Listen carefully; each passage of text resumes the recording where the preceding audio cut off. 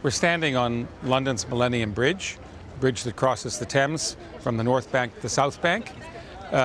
In Shakespeare's time, this bridge didn't exist, but there was another large bridge, London Bridge, which doesn't exist now any longer, not very far from here, that you could have walked across to get to the South Bank of the Thames. Many people would have done that, but many people to go to the theatre also would have paid a boatman to take them across the river to the South Bank. London was a very big city in Shakespeare's time.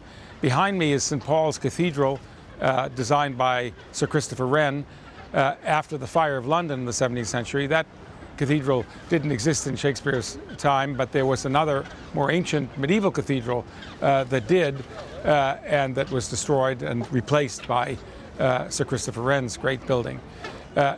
London in Shakespeare's time was a very large city. It was one of the largest cities in Europe, along with Naples and Paris and a few others. And everything in Shakespeare's career depended upon the fact that there was a very, very large population here. It's what supported the entertainment industry, the enormous amphitheaters like the Globe, where Shakespeare and his company performed, and the competing venues as well.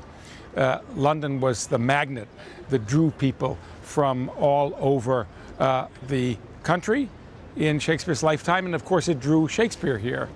Shakespeare was born in the provincial town of Stratford-upon-Avon, but came here to make his fortune, and in doing so he did what many thousands of other people did in his time, leaving their homes and coming to London in hope of finding something here, some money, some career, some fulfillment. Many people found death instead of delight. London was a very dangerous place. There was a high incidence of plague. There was a high violence rate by our standards, but it nonetheless remained a magnet for thousands, tens of thousands of people in Shakespeare's time. The city had a mayor and a group of city authorities who tried to keep control over this enormous mass of people. They weren't happy about the theatre. They weren't happy about many of the forms of entertainment that Londoners loved, but they couldn't completely control them because they didn't control the entire city. They controlled much of the area that lies behind me, but the south bank of the river, where Shakespeare's theatre was located, was less in their control. And so we have an organization in which we have a powerful city behind me.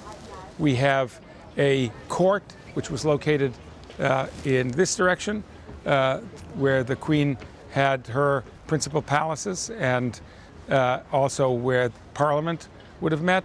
And in this other direction we had the notorious, the famous and sinister Tower of London, which you can almost see from here, and in which prisoners, those accused of treason, would have been taken to meet their ends.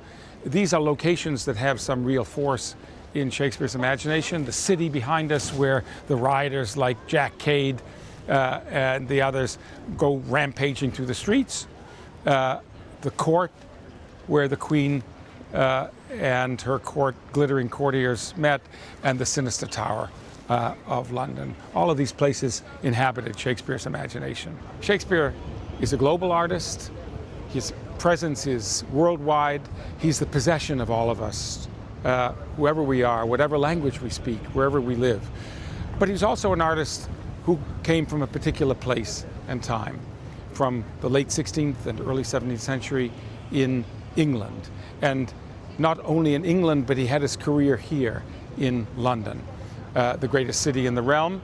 And to understand something of Shakespeare, we have to go back and forth between the sense of the universal power of this remarkable artist and the particular location, the particular world that he came from and on which he drew so powerfully.